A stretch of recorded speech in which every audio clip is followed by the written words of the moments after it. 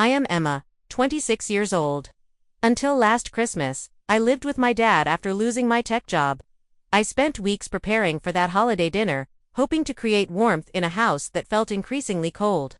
The turkey was perfect, the decorations, festive, but none of that mattered when my father looked me straight in the eyes between bites of mashed potatoes and said words that changed everything. "You are a leech. You cannot stay here anymore." If you are watching this from your own family drama, hit like and subscribe. Let me know where you are watching from, and stay tuned to see how I turned this holiday nightmare into the best decision of my life. 6 months before that fateful Christmas dinner, I lost my job at a mid-sized tech company. The economy had taken a downturn, and our entire department was eliminated in what management called a strategic restructuring. 20 people, myself included, were suddenly unemployed in an increasingly competitive job market. With 3 months of severance pay and anxiety about the future, I made the difficult decision to move back home with my dad. At 26, moving back to my childhood bedroom in Portland, Oregon, felt like a personal failure. The posters I had loved as a teenager were long gone, replaced by neutral paint and a guest room aesthetic. But the weight of adolescent insecurities came rushing back. The moment I unpacked my suitcase, my father had agreed to the arrangement with obvious reluctance, making it clear this was temporary and that I needed to find employment quickly. My mom passed away when I was 13.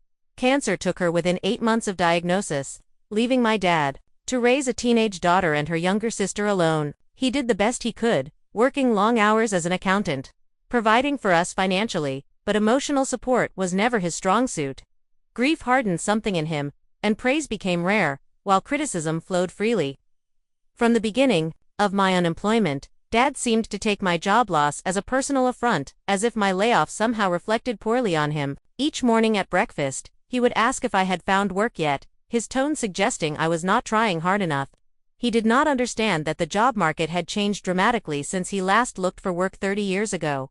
Despite his perception, I was far from lazy. Every day, I spent hours submitting applications, tailoring my resume, and writing personalized cover letters. In the first month alone, I applied to over 70 positions. By the time Christmas approached, that number had grown to more than 200 applications. I had numerous phone screenings and several promising interviews, but competition was fierce. Positions that would have attracted 50 applicants a few years ago now received hundreds. While searching for full-time employment, I began picking up freelance graphic design work. It started small: a logo for a friend of a friend, a website redesigned for a local bakery in Boise, Idaho. The pay was inconsistent and much lower than my previous salary, but it gave me some income and kept my skills sharp. My father, however, dismissed this work entirely. "Real jobs come with benefits and regular paychecks," he said. "Everything else is just a hobby." What Dad failed to see, or perhaps chose not to acknowledge, was how much I contributed to the household. I took over all the cooking, cleaning, and household maintenance. I fixed the leaking bathroom faucet, repainted the peeling deck, and kept the yard immaculate. Beyond housework, I used my dwindling savings to cover groceries and utilities without complaint. The internet bill, the Netflix subscription, the cell phone family plan, all were quietly paid from my account each month. As Christmas approached, my sister Olivia and her husband Michael announced they would join us for the holiday. Olivia was 2 years younger than me, 24, but light years ahead in our father's estimation. She had a stable job as a nurse, a husband with a promising career in finance, and a beautiful home in the suburbs of Raleigh, North Carolina. They were the golden children, making all the right choices. While I had become the cautionary tale, I was determined to make Christmas special, despite the underlying tension. Perhaps a perfect holiday would somehow soften my father's growing resentment.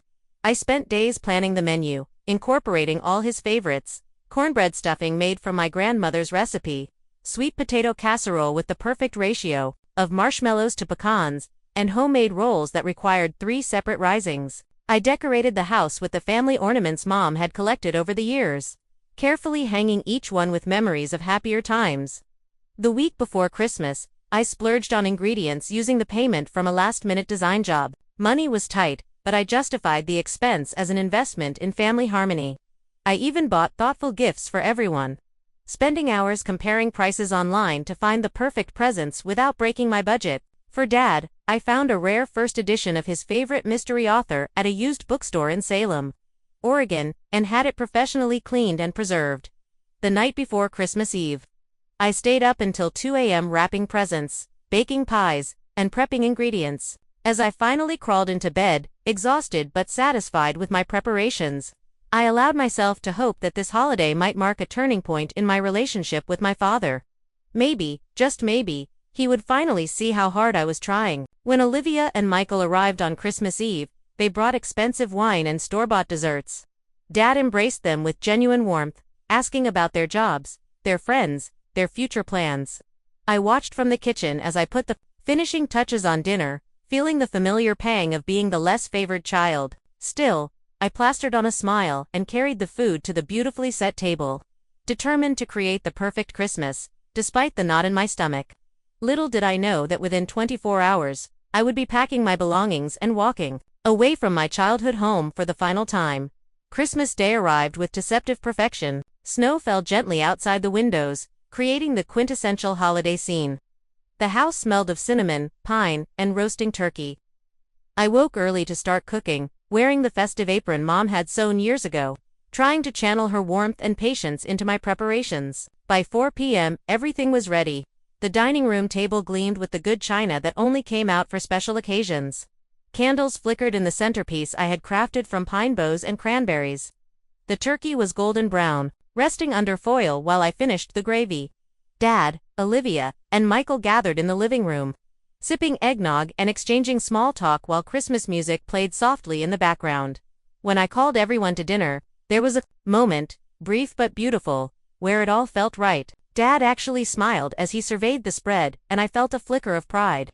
We took our seats, passed the serving dishes, and began to eat. The conversation flowed easily at first, focused on compliments about the food and memories of past Christmases. Then Olivia mentioned her recent promotion at the hospital. She had been appointed head nurse of the pediatric unit, a significant achievement that came with a substantial raise. Michael chimed in with news of his own success, a transfer to a more prestigious department that put him on track for partnership within 5 years. Dad beamed at them both, raising his glass in a toast to their bright futures.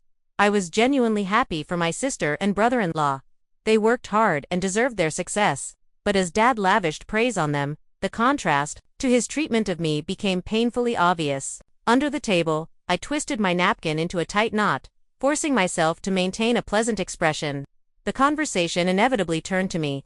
Dad cleared his throat and asked in that particular tone I had come to dread.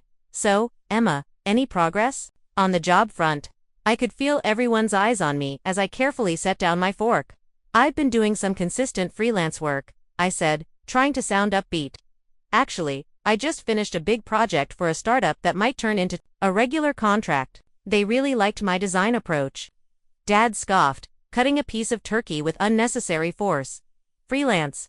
That's not a real career. You need stability, benefits, a retirement plan. When I was your age, I already had a house and was supporting a family." The familiar frustration bubbled up inside me. "The job market is different now, Dad. Entry-level positions require 5 years of experience. Companies want to hire contractors so they don't have to provide benefits. I'm competing with hundreds of qualified applicants for every opening." "Excuses," he muttered. "You're not trying hard enough." Olivia never had trouble finding work. Olivia worked through her discomfort by taking a large sip of wine. Michael suddenly became very interested in his mashed potatoes. I felt my cheeks burning but pressed on. "I've submitted over 200 applications in 6 months. I've had 15 interviews. I'm networking, taking online courses to add skills to my resume and building my portfolio with freelance work. What else would you suggest I do?" Dad set down his knife and fork with deliberate slowness. "What I would suggest is that you stop living off my charity. Do you have any idea what it costs to support another adult? The groceries, the utilities, the extra water usage?" I blinked in surprise. "I buy most of the groceries," I said quietly. "And I pay for the internet, the streaming services, and our phone plan." He waved his hand dismissively. "A drop in the bucket compared to housing costs. Property taxes alone are $3,000 a year." The conversation was spiraling, but I couldn't seem to stop it. "I contribute what I can," I said. "I also cook, clean, and maintain the house. Just last month, I fixed the deck that had been rotting for years." A flash of anger crossed his face. So now you want payment for basic chores. This is exactly the problem with your generation. You expect rewards for the bare minimum. Olivia attempted to intervene. Dad, Emma really has been helping around the house. The place looks better than it has in years. But Dad was on a roll. Now, his frustrations spilling out in front of our holiday guests. You know what? I've been patient. I've given you 6 months to get back on your feet. But I cannot support you indefinitely while you play at being a designer on the internet. Dad, please, I said, acutely aware of Michael and Olivia witnessing my humiliation. I'm trying my best. He slammed his hand on the table, making the dishes jump. Your best is not good enough. You're 26 years old and living in your father's house like a teenager. You're a leech. You cannot stay here anymore after the November bills are paid. The words hung in the air like poison gas. Olivia gasped. Michael stared intently at his plate, and I sat frozen, the taste of turkey turning to ash in my mouth. You don't mean that, Olivia finally said into the silence. Absolutely do, Dad replied, his voice calmer now but no less cutting. It's time Emma faced reality. I looked at my father's face, searching for any sign of the dad who had taught me to ride a bike, who had awkwardly braided my hair for school pictures after Mom died, who had cried at my college graduation. Instead, I saw only cold determination. Without a word, I placed my napkin beside my plate, stood up, and walked upstairs to my room. Behind me, I heard Olivia hissing at Dad and Michael's uncomfortable attempts to change the subject. But all I could focus on was the roaring in my ears and the singular thought crystallizing in my mind. I needed to leave. Not just eventually, but now? I closed my bedroom door behind me and leaned against it, sliding down until I sat on the floor, knees pulled to my chest. The tears came silently at first, then in heaving sobs that I muffled with my sleeve. Leech. The word reverberated in my head, each echo driving deeper like a nail. This was not the first time Dad had made me feel worthless, but it was the most public and direct attack yet. As I sat there, memories flooded back, bringing home strata report cards, only to have him ask about the 1B+, winning second place in an art competition, and hearing only that first place went to someone else. Graduating college with honors, while he complained about the job market and my chosen field. Nothing I did was ever enough. But until today, I had convinced myself that deep down, Dad was proud of me. That beneath his gruff exterior was a father who truly wanted the best for his daughter. The scales finally fell from my eyes. The truth was simpler and harder. Dad did not respect me, my choices, or my efforts, and he never would. Wiping my tears, I pulled out my phone and texted my best friend, Rachel. Need a huge favor. Can I crash at your place tonight? Emergency? Her response came immediately. Of course, everything okay? I'll explain when I see you, I wrote back. Then I stood up and looked around the room, mentally cataloging what I needed to take and what could be left behind. If Dad wanted me gone after the November bills were paid, I would do him one better. I would be gone before morning, but first, I needed a plan. I pulled out a notebook and began to list everything I needed to arrange, somewhere to live, moving my belongings, finances, and the logistics of separating my life from this house. The act of planning calmed me, giving me purpose beyond the hurt and anger. For housing, Rachel's couch would work temporarily, but I needed my own place quickly. I opened my laptop and began searching rental listings, focusing on studio apartments and rooms for rent in Eugene, Oregon. My budget was tight, but my freelance income plus what remained of my savings could cover modest rent if I was careful. After an hour of searching, I found a promising lead, a small studio apartment in an older building across town. The rent was within my budget, utilities included, and it was available immediately due to a tenant breaking their lease. I sent an inquiry email explaining my situation and offering to view the apartment first thing in the morning. Next came the financial assessment. I opened my banking app and reviewed my accounts. $6,200 in savings, not much, but enough for a security deposit, first month's rent, and moving expenses if I was frugal. My freelance work had been picking up, with 2 regular clients now providing consistent, if modest, income. It would be tight, but I could make it work. Then I turned to the household accounts. Over the past 6 months, I had taken on responsibility for several bills to contribute to the household. I opened my email and began pulling up account information. Internet service in my name and paid from my account. Streaming services Netflix, Hulu, Disney Plus all, in my name. The family cell, phone plan, transferred to my name when Dad forgot to pay it 3 months in a row. Even the electric bill had been coming from my account since September. As I reviewed these expenses, a realization dawned. Dad's accusation of me being a leech was not just hurtful, it was completely inaccurate.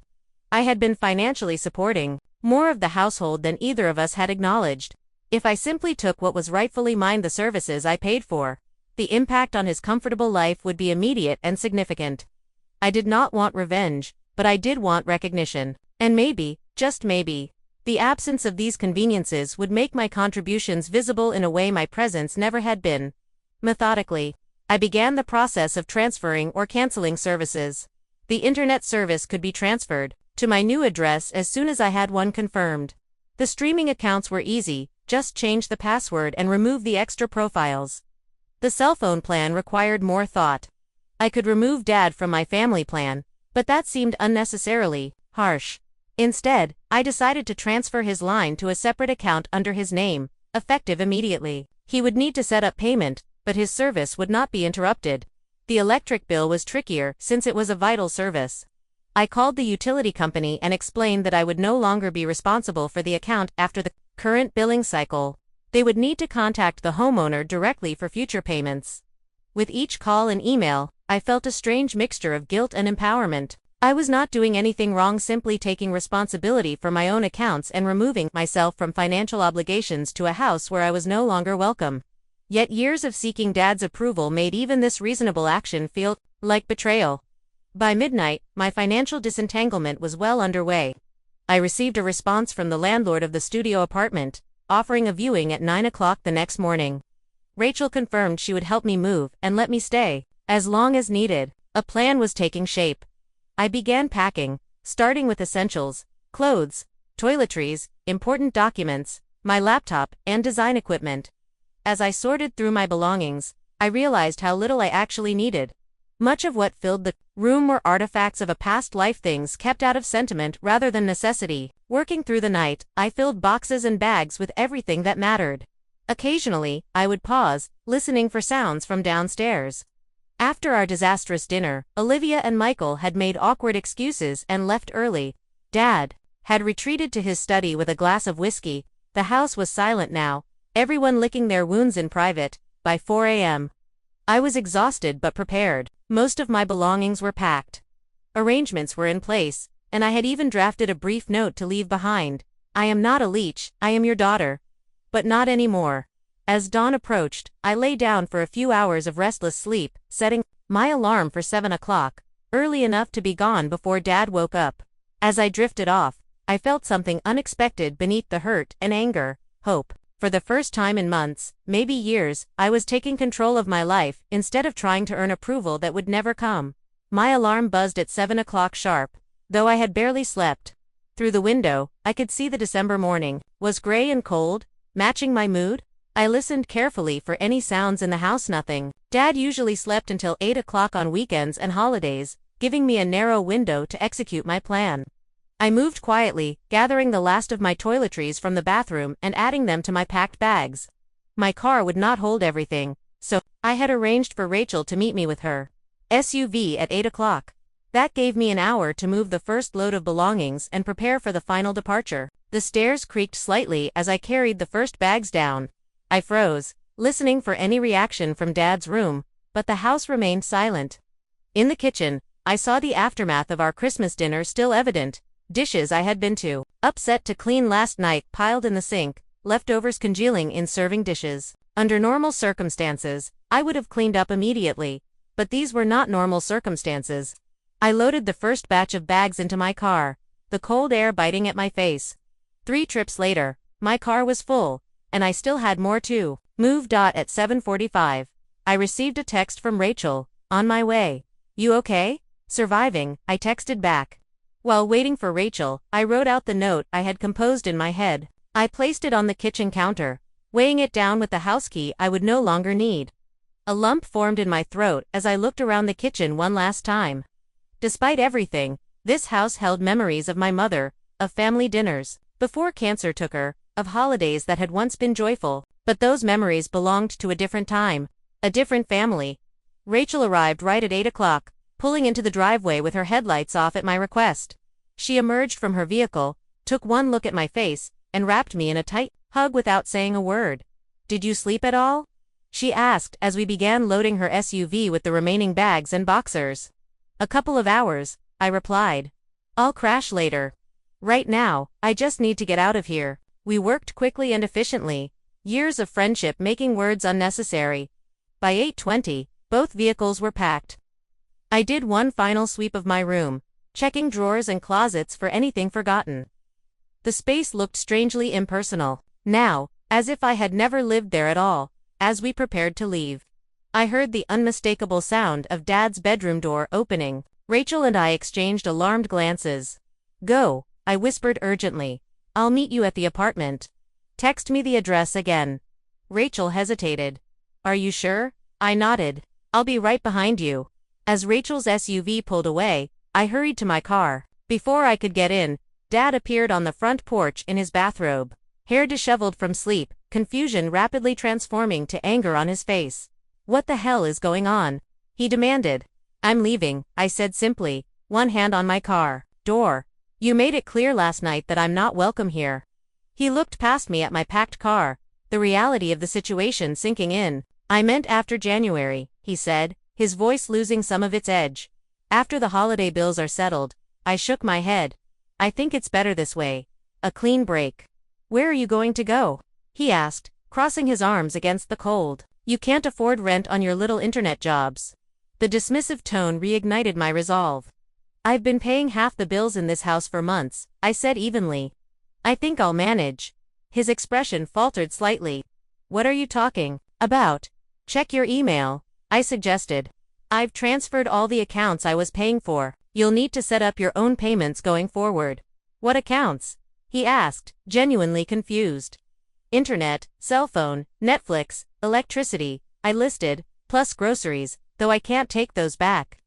Dad's face went through a series of expressions, disbelief, then anger, then something that might have been shame before settling back on indignation. "You can't just leave like this," he said. "I can," I replied, opening my car door. "And I am." "Goodbye, Dad." Before he could respond, I got into my car and started the engine. In the rearview mirror, I saw him standing on the porch, looking smaller. Somehow, as I drove away from my childhood home for what felt like the last time. 20 minutes later, I met Rachel outside the apartment building in Eugene where I had scheduled a viewing. The landlord, an older man named Henry, showed us the studio apartment that would potentially become my new home.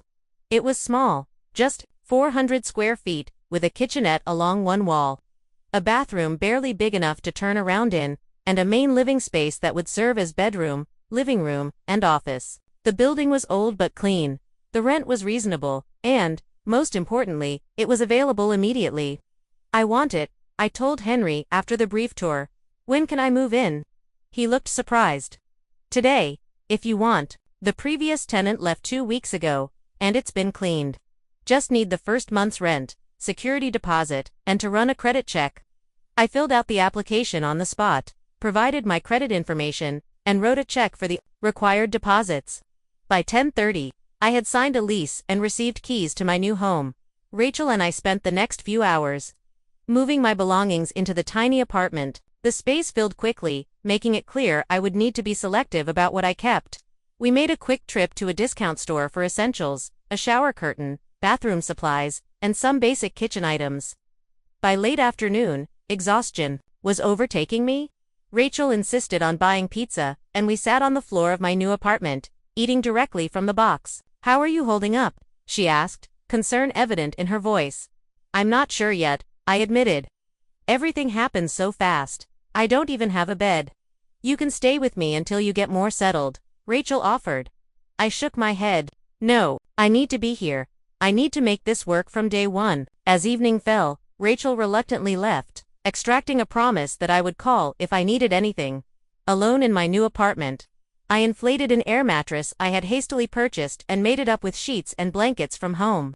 The space was echoey and unfamiliar, the street noises strange after years of suburban quiet. I plugged in my phone to charge and saw multiple missed calls and texts from Dad, Olivia, and even Michael. I was not ready to deal with any of them. Instead, I turned off my phone, curled up on the air mattress, and finally allowed myself to cry until exhaustion pulled me into dreamless sleep. The insistent knocking pulled me from deep sleep. Disoriented, I sat up on the air mattress, momentarily confused by the unfamiliar surroundings. The knocking continued, growing more forceful. I checked my phone, 8:12 a.m., who could possibly be at my door? When I looked through the peephole, my stomach dropped. Dad stood in the hallway, red-faced and clearly agitated. I considered pretending I wasn't home. But he had obviously seen the light under the door change as I approached. Taking a deep breath, I opened the door but remained firmly in the doorway, blocking entrance to my new space. "What are you doing here?" I asked. "How did you even find me?" "Rachel's roommate told me," he said accusingly, as if my friend had committed treason. "I've been calling you all night. Why the hell did you cut off the internet and the Netflix and transfer my cell phone to a separate account?" His indignation was so misplaced that I almost laughed. "Those were my accounts," I explained calmly. "I paid for them. When I moved out, I took them with me or transferred them to your name. You'll need to set up payment information. You can't just cut services to the house without warning." He shouted, causing a neighbor to peek out their door curiously. "Please lower your voice," I said. "I didn't cut services. I removed myself from financial responsibility for them. There's a difference." He ran a hand through his disheveled hair. "The internet is down. The Netflix doesn't work. I had to call the phone company this morning because they said my service would be disconnected if I didn't set up payment." "I'm sorry for the inconvenience," I said, not feeling particularly sorry at all. "But surely you can handle setting up accounts in your name. You're an accountant, after all." "This is ridiculous," he sputtered. "You're acting like a child." "No, Dad," I replied. "I'm acting like an adult who respects herself enough not to stay where she's not wanted." Something in my tone must have finally penetrated his anger. He took a step back, really looking at me and the apartment visible behind me for the first time. "This place is tiny," he said. "It's what I can afford," I replied simply. A moment of uncomfortable silence stretched between us. For the first time, I saw uncertainty in his eyes. "I didn't mean for you to leave like this," he finally said, his voice lower. "I just meant you needed to get serious about finding a real job." "I've been serious for 6 months, Dad.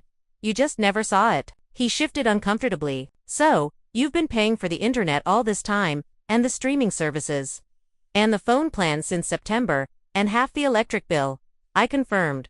"Why didn't you say anything?" he asked. "I did, multiple times.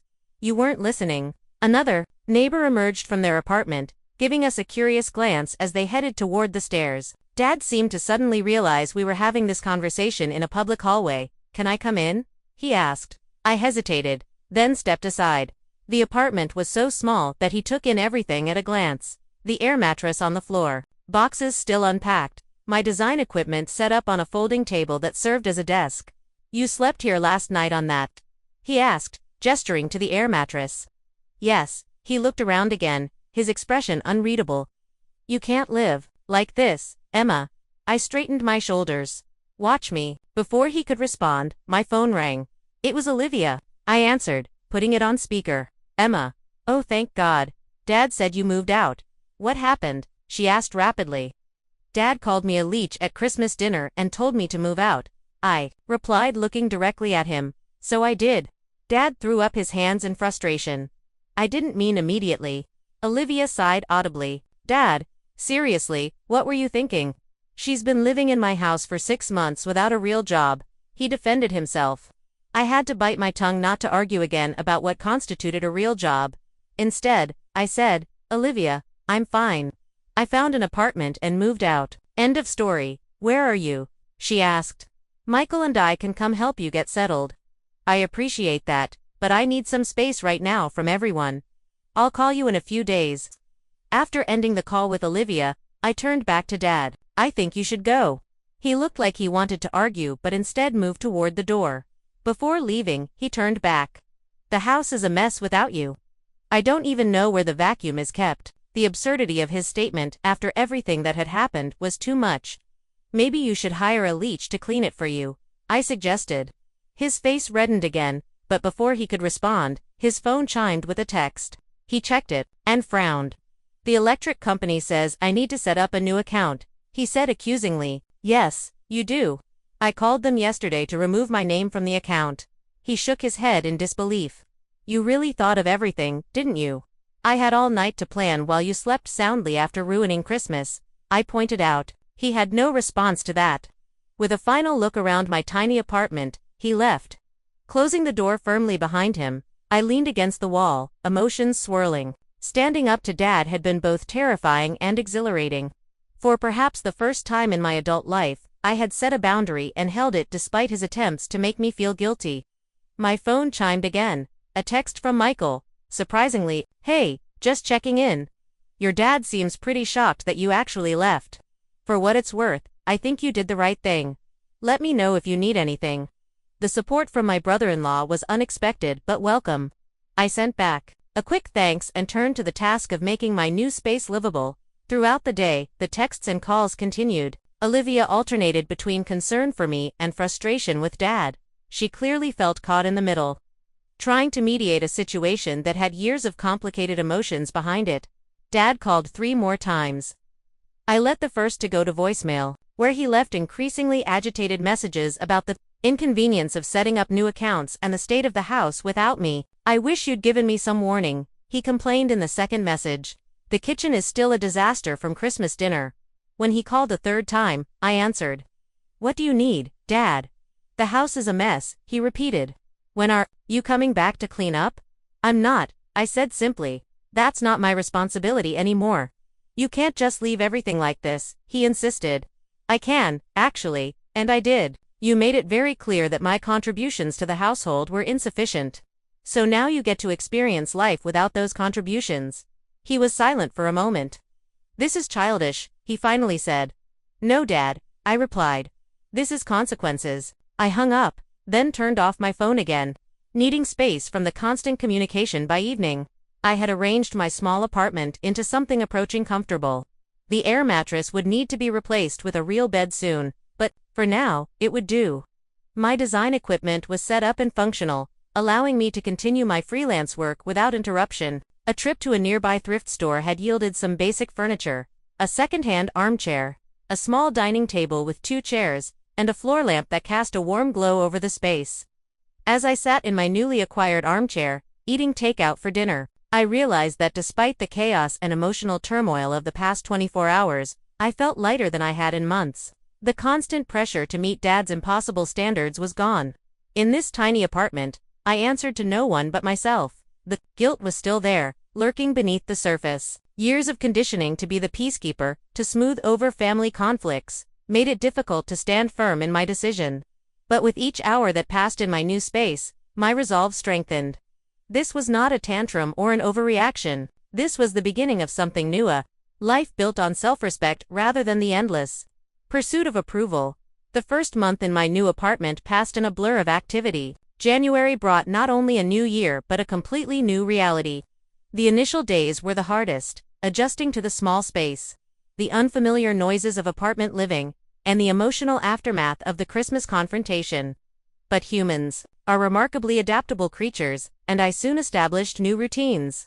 With my design equipment properly set up, I threw myself into freelance work with renewed focus, no longer distracted by household chores for Dad or the constant feeling of failing to meet his expectations. I found my productivity increasing dramatically. I reached out to previous clients, offering special rates for January projects, and updated my portfolio website with recent work. The strategy paid off. By mid-January, I had secured 3 new clients and expanded projects with 2 existing ones. My income was still below what I had earned at the tech company, but it was consistent enough to cover rent and basic expenses. Each invoice paid felt like a small victory, a piece of evidence contradicting Dad's dismissal of my work as not a real job. My apartment gradually transformed from a hasty refuge to a true home. I replaced the air mattress with a proper bed frame and mattress found on a neighborhood buy-nothing group. A local artist was upgrading her studio and gave me her old drafting table, a significant upgrade from the folding table I had been using. Each addition made the space more functional and personal. One unexpected benefit of apartment living was the community I discovered. My neighbor across the hall, Margaret, was a retired art teacher in her 70s who took an immediate interest in my design work. She began inviting me for tea, offering both professional advice from her years in the creative field and practical suggestions for maximizing my small living space. "Have you considered a Murphy bed?" she asked one evening as we sat in her much more stylish apartment. "It would give you more floor space during the day for your work." Through Margaret, I met other residents of the building, a diverse group ranging from students to retirees. There was something freeing about these new relationships. These people knew nothing about my family drama, my employment history, or my father's opinion of my choices. They took me at face value, judging me only on my present actions and character. My communication with family remained complicated. Olivia continued to text regularly, her messages a mixture of support and gentle pressure to reconcile with Dad. "I understand why you left, but he misses you," she wrote 3 weeks after Christmas. "He just doesn't know how to say it." I maintained polite but firm boundaries, sharing little details about my new life but refusing to discuss returning to Dad's house or pretending the hurtful words had never been spoken. The truth was, I needed this clean break to discover who I could be without the weight of his disapproval constantly pressing down on me. Dad's approach varied from week to week. Sometimes he called with thinly veiled criticisms disguised as concern. "Are you eating properly in that tiny kitchen?" Other times, he would ask for help with household matters he had never bothered to learn while I lived there. "Where did you store the furnace filters?" Occasionally, he would make awkward attempts at connection, mentioning a television show we used to watch together or asking about my job search, still not acknowledging my freelance work as legitimate employment. The breakthrough in my professional life came unexpectedly in early February. A small marketing agency that had hired me for occasional projects reached out with a larger opportunity. They had a client, a regional chain of specialty food stores, who needed a complete rebranding from logo to packaging to website. The budget was substantial, and they wanted me to lead the design aspects of the project. When the agency owner called to discuss details, she mentioned that they had recently received an offer to bring the project in-house with a full-time designer. "But we'd rather work with you," she explained. "Your understanding of the brand and your aesthetic is exactly what this client needs." For a moment, I was tempted by the stability a full-time position would offer. It would certainly silence Dad's criticism, but I realized that I was enjoying the variety and independence of freelance work more than I had anticipated. "I appreciate the offer," I told her, "but I think I can serve you better as an independent contractor. It gives me the flexibility to focus completely on your project without other company responsibilities pulling me in different directions." She agreed, and we structured a 3-month contract that would provide steady income while allowing me to maintain my other clients. When I hung up the phone, I felt a surge of confidence. This was a significant professional victory, made sweeter by the fact that it validated the very path Dad had dismissed as not a real career. As February turned to March, my new life took on a comfortable rhythm. Mornings were for client calls and emails, afternoons for focused design work, evenings for personal projects or socializing with my new friends in the building. I joined a weekly movie night in the community room on the first floor and started attending a yoga class at the community center 3 blocks away. In late March, Rachel organized a small housewarming party for me, bringing together my old friends and new neighbors. As I looked around my tiny apartment, filled with people who supported and respected me, I realized how much I had gained by leaving the toxic environment of Dad's house. Yes, the space was smaller, and my budget tighter, but I had reclaimed something essential: my sense of self-worth. The party was in full swing when there was an unexpected knock at the door. When I opened it, Dad stood in the hallway, looking uncomfortable and out of place. He held a small gift bag and shifted nervously from foot to foot. "Can I come in?" he asked. The chatter in the apartment had dimmed as people noticed who was at the door. I hesitated, then stepped aside to let him enter. Dad looked around at the gathering, nodding awkwardly at Rachel, who gave him a decidedly cool reception. "I didn't realize you were having a party," he said. "I can come back another time." Part of me wanted him to leave, to not intrude on this celebration of my independence. But another part recognized that his coming here at all represented effort on his part. "You can stay for a little while," I offered. "There's food and drinks in the kitchen area." He handed me the gift bag. "Just something for your new place," he said. Inside was a small framed photo of Mom and me from a beach vacation when I was about 10. It was one of my favorite pictures. One I had not taken when I left because it had always sat on the mantel in the living room. The gesture was small, but significant. Dad giving me permission to take a piece of our shared past into my new future. Thank you, I said sincerely. We did not talk much during his brief visit. He made stilted conversation with a few of my guests, ate a small plate of food, and left within an hour, but something had shifted. He had made the effort to come to my space, to see the life I was building without him, and had not immediately criticized it. After he left, Rachel pulled me aside. "Are you okay?" she asked. I nodded, surprised to find it was true. "Yeah, I'm okay. He's trying, in his way. Don't let him pull you back in," she warned. "I won't," I assured her. "But maybe we can build something new, something with better boundaries." As March ended, I realized that 3 months had passed since that disastrous Christmas dinner. In that short time, I had created a new home, strengthened my business, built new friendships, and begun the process of redefining my relationship with my family on my own terms. There was still healing to be done, still difficult conversations to have, but for the first time in years, I was moving forward rather than simply trying to stay afloat. 6 months after that life-changing Christmas dinner, summer sunshine streamed through the windows of my apartment.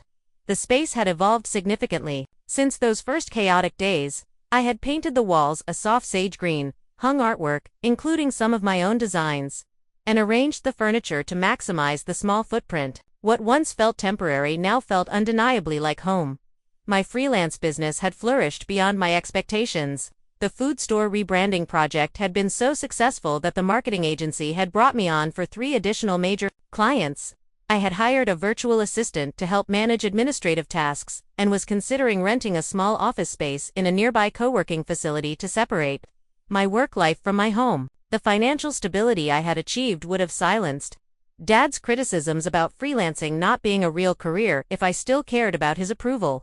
But that was perhaps the most significant change of all. I no longer measured my worth through his eyes. The journey to this place of inner peace had not been straightforward. In the months following my abrupt departure, I had experienced waves of doubt, guilt, and anger. There were nights I questioned my decision, wondering if I had overreacted to a comment made in the heat of the moment. There were days I missed the familiarity of my childhood home despite the emotional tension that had permeated it. What helped most was therapy. 2 months after moving out, I found a therapist specializing in family dynamics who helped me understand the patterns that had defined my relationship with Dad for years. We explored the impact of Mom's death, the way grief had calcified Dad's natural rigidity, and my own role in maintaining unhealthy dynamics by constantly seeking approval I was never going to receive. I learned about emotional neglect, how parents can provide physically while withholding the emotional support children need. I came to understand that Dad's treatment of me reflected his own limitations, not my worth. Most importantly, I learned that while I could not change him, I could change how I responded to him. The books my therapist recommended became my guides: Adult Children of Emotionally Immature Parents, Boundaries, and The Body Keeps the Score. Each offered insights that helped me process decades of accumulated hurt and establish healthier patterns for the future. I also found unexpected support in a monthly meet group for adult children healing from difficult parent relationships. Hearing others share stories with elements so similar to mine helped me feel less alone, less defective. In that safe space, I could acknowledge both the love I still felt for my father and the hurt he had caused without feeling disloyal or ungrateful. My relationship with Dad evolved slowly over those 6 months. We had progressed from tense phone calls to occasional coffee meetings at a neutral location in Bend, Oregon. He never directly apologized for calling me a leech or for the years of dismissive treatment that was not his way. But there were small acknowledgments, questions about my work that showed genuine interest rather than skepticism. A comment about how the house had never stayed clean after I left. A reluctant admission that perhaps the job market had indeed changed since his day. Olivia had been instrumental in facilitating this cautious reconnection. Once she understood that I was not simply having a tantrum but making a necessary break for my well-being, she became supportive while maintaining her relationship with Dad. She and Michael visited my apartment regularly, bringing their easygoing warmth and often food from my favorite restaurants in Durham, North Carolina. In late June, Olivia invited me to her birthday dinner. It would be the first time I had seen Dad in a social setting since Christmas. I accepted with some trepidation, establishing clear boundaries with Olivia beforehand. If he criticizes my career or living situation, I'm leaving, I told her. I'm not putting myself through that again. She assured me that she had talked with Dad extensively, and he understood the terms of engagement. The dinner was at a nice restaurant downtown in Asheville, North Carolina, neutral territory that helped keep the interaction civil. Dad was reserved but not hostile. He asked appropriate questions about my work and seemed genuinely impressed when I described the scope of my current projects. Have you considered hiring employees? He asked. After I explained my growing client list. You could build this into a proper business. Coming from him, this was significant progress in acknowledgement that my freelance work had potential beyond a stopgap measure. I explained my thinking about possibly taking on subcontractors for specific projects rather than employees. Smart, he nodded. Lower overhead that way. It was a small moment but meaningful, a professional exchange between adults rather than a parent criticizing a child's choices. As summer progressed, I found myself reflecting on all that had changed in half a year. The external transformations were obvious: new home, thriving business, expanded social circle. But the internal shift was far more profound.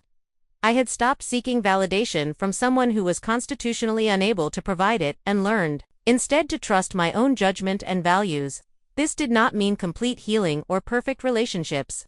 Dad and I would likely never have the warm, emotionally open connection I sometimes envied in friends and their parents. Our interactions would probably always require careful navigation of sensitive topics and respect for boundaries.